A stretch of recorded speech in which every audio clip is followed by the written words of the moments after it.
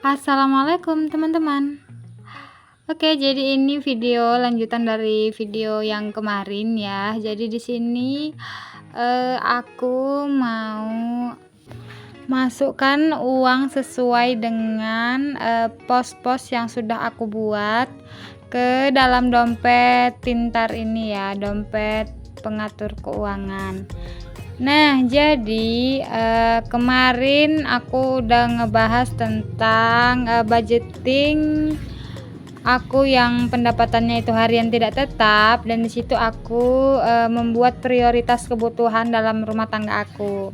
Nah, jadi ini aku mau masukkan dulu uangnya ya. Jadi untuk prioritas yang sangat penting seperti cicilan dan lainnya itu jumlahnya ada 44.000. Dan langsung aja aku checklist ya untuk prioritas yang sangat penting, dan untuk sisanya itu nanti bisa untuk anggaran yang lainnya ya, kayak listrik dan lainnya itu. Kemudian di sini juga aku lihat untuk prioritas yang sedang dulu ya. Jadi untuk gas, air, internet, dan bensin. Nah, setelah aku jumlahkan itu ada 12.000. Kemudian aku sisihkan dulu yang 12.000. Nah, jadi ini aku sisihkan, kemudian aku tandai bahwasannya uangnya itu udah aku lainkan gitu ya, udah ada budgetnya per hari itu. Kemudian aku gabungin aja ya ini di slot listrik karena uangnya tidak sesuai pecahannya ya.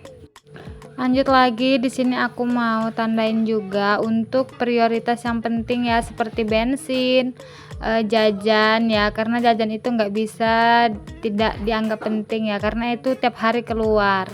Kemudian untuk rokok juga ya, seperti yang aku bilang, aku masukkan budget rokok ke dalam budgeting aku.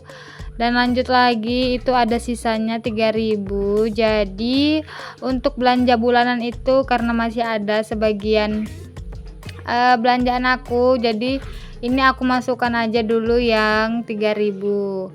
Nah, jadi gini ya teman-teman, untuk belanja bulanan beras dan makan itu masih ada ya, karena juga kemarin hari Kamis itu aku ke pasar ya untuk belanja mingguannya, dan uangnya yang 15.000 itu udah digunakan.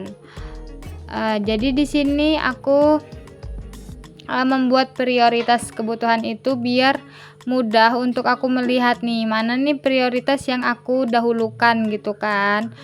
Nah, jadi bisa dilihat ya, misalnya kalau belanja bulanan aku itu kan per hari aku harus menyisihkan 8.000. Namun karena budgetnya ini udah nggak cukup, jadi aku masukkan yang adanya aja dulu, karena emang kan untuk belanja bulanan itu masih ada ya, nggak habis gitu.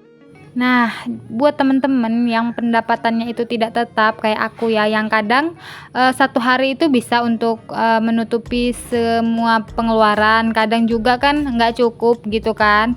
Jadi bisa loh kita menggunakan cara ini. Nah, setelah kita membuat prioritasnya, kalau uang itu kan masih kita kumpulkan ya, kalau belum cukup untuk kita belanjakan, misalnya untuk belanja makan atau belanja bulanan itu misalnya kan per hari aku harus menyisihkan 8.000. Nah, kalau belum cukup untuk kita belanjakan itu aku caranya buat tabel ya, buat tabel per tanggal gitu.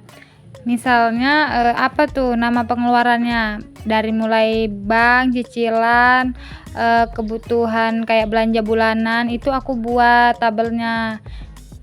Misalnya ada yang belum aku checklist atau belum aku sisihkan, kalau ada pendapatan di hari selanjutnya itu barulah aku masukkan gitu kan. Tapi kembali lagi ya teman-teman, ini adalah cara aku. Kalau teman-teman mau mengikuti silahkan, tapi kalau teman-teman mau menggunakan cara lain sesuai dengan kebutuhan teman-teman ya silahkan. Karena kembali lagi, setiap orang setiap rumah tangga punya kondisinya masing-masing, punya kebutuhannya masing-masing. Sekian dulu ya teman-teman.